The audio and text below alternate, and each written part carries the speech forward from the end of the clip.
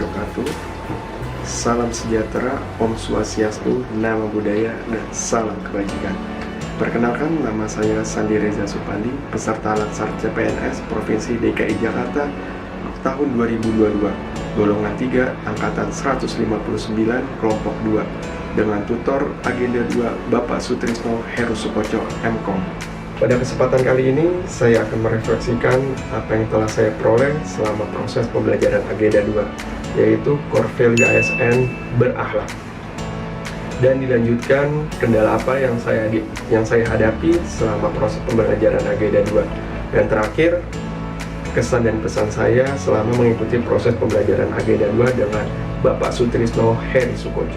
Latsar agenda 2 kali ini berlangsung selama 4 hari, mulai tanggal 11, 14, 15, dan 16 November 2022.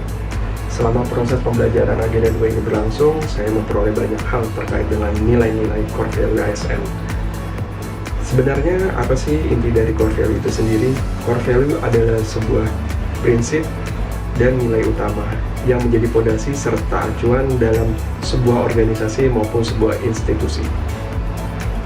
Jadi sebenarnya apa sih nilai yang diperlukan sebagai seorang ASN itu sendiri? Jawabannya adalah ASN berakhlak.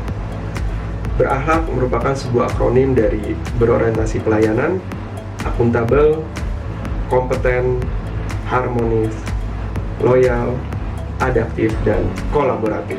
Pertama, berorientasi pelayanan, yang berarti berkomitmen memberikan pelayanan prima demi kepuasan masyarakat. Yang dapat kita lakukan adalah dengan bersikap ramah, cekatan, solutif, dan dapat diandalkan, serta melakukan perbaikan tiada henti. Kata kuncinya adalah responsif, kualitas, serta kepuasan. Yang kedua, akuntabel, yang berarti bertanggung jawab atas kepercayaan yang telah diberikan. Yang dapat kita lakukan adalah dengan melaksanakan tugas dengan penuh tanggung jawab, cermat, disiplin, dan berintegritas tinggi. Kata kuncinya adalah integritas, konsisten, dapat dipercaya, serta transparan. Yang ketiga, kompeten, yang berarti terus belajar dan mengembangkan kapabilitas. Yang dapat dilakukan adalah meningkatkan kompetensi diri untuk menjawab segala tantangan yang selalu berubah-ubah. Kata kuncinya adalah kinerja terbaik, sukses, keberhasilan, learning agility, serta ahli di bidangnya. Yang keempat, harmonis, yang berarti saling peduli dan menghargai perbedaan.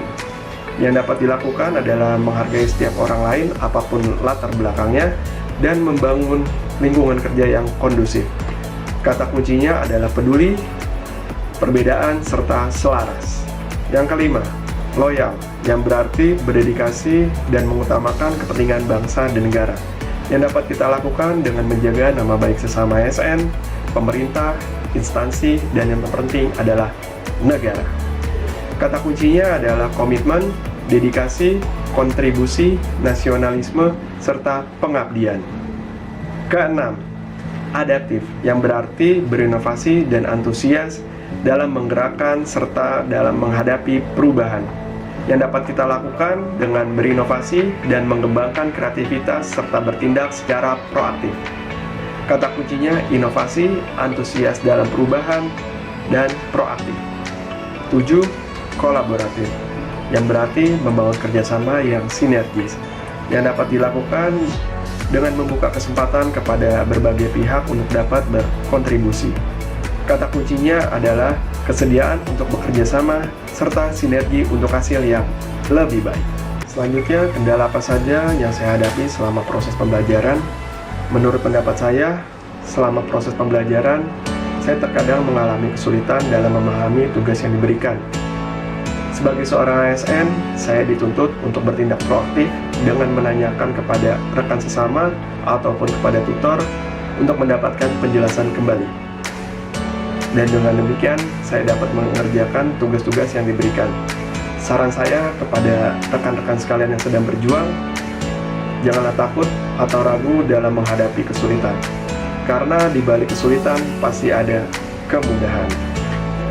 Kesan dan pesan saya kepada Bapak Sutrisno Heru selaku pengajar agenda 2. Di benak awal saya menilai Bapak adalah pribadi yang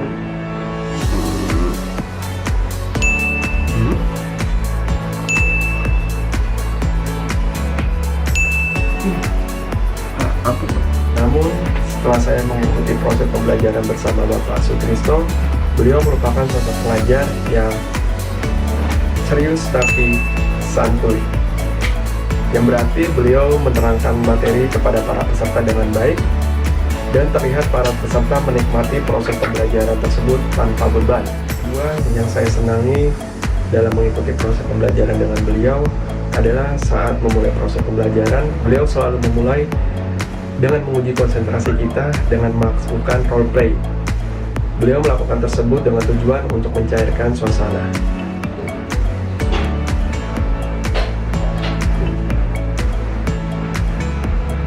Ya, kurang lebih role play-nya seperti demikianlah refleksi pembelajaran agenda 2. Semoga bermanfaat dan salam sehat untuk kita semua.